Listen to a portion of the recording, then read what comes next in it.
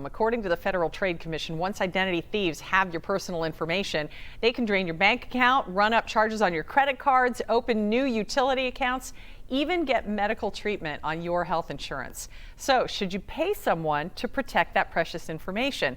We're taking a look this morning with our technology expert, Dave Hatter. Dave, good to see you. Good to see you, So Sheila. this year we've seen so many data breaches, Capital One, Equifax, just a couple of them of late. And they offered people protection when their information was stolen. So what should a good identity protection company or service do? You know, the for Equifax thing is kind of interesting because, of course, they're one of the major credit bureaus and they have a ton of very sensitive information about you. You know, there are a lot of companies in this space now. LifeLock is probably the most well-known one. There are others like Relia Shield or ID Shield.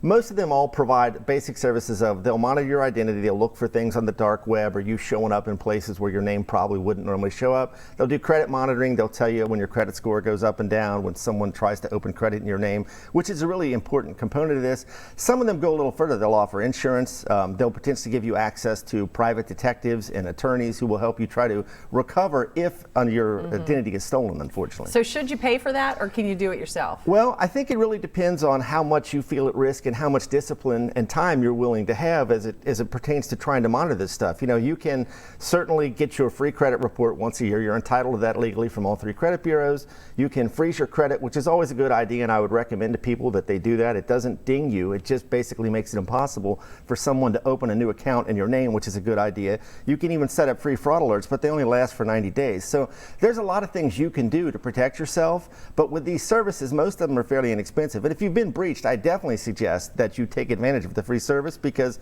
they're going to very proactively look for any kind of activity and let you know, again, things like, does your name show up on the dark web somewhere? Have your credentials been breached? Or is someone trying to open accounts in your name? Okay, so here's the question though. I was reading an article about this. If your name or your password shows up on the dark web, it's already there. What can you do about it? Well, that's a good question. So one of the things that we've talked about numerous times, Sheila, if you have multi-factor authentication turned on, even if they have your username and password, they probably won't be able to log into your account because they'll need to get that text or email or some kind of PIN that lets Proving them it's you. access your account. The other thing, of course, then is you got to change all your passwords. If you show up on a site like Have I Been Pwned or the latest version of Chrome, as you log into sites will automatically try to check your password against these breach lists and see if you've been breached. So while I'm not a huge Chrome fan, that's an added benefit of using Chrome.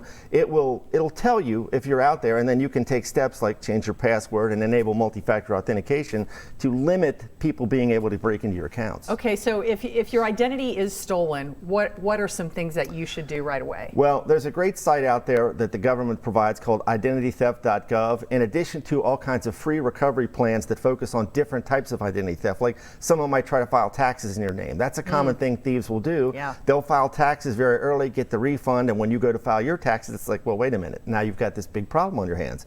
So you can go there and report it, which is the first thing you should do, and I would suggest you contact local authorities like your local police department and see what advice, if any, they can give you. Most of the time, they're not going to be able to do any kind of prosecution or anything, but they might have some advice, and at least get it on the record.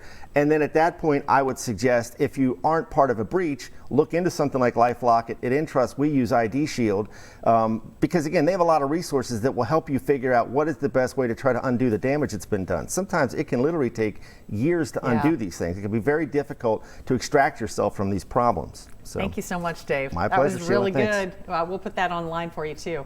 And we'll be right back.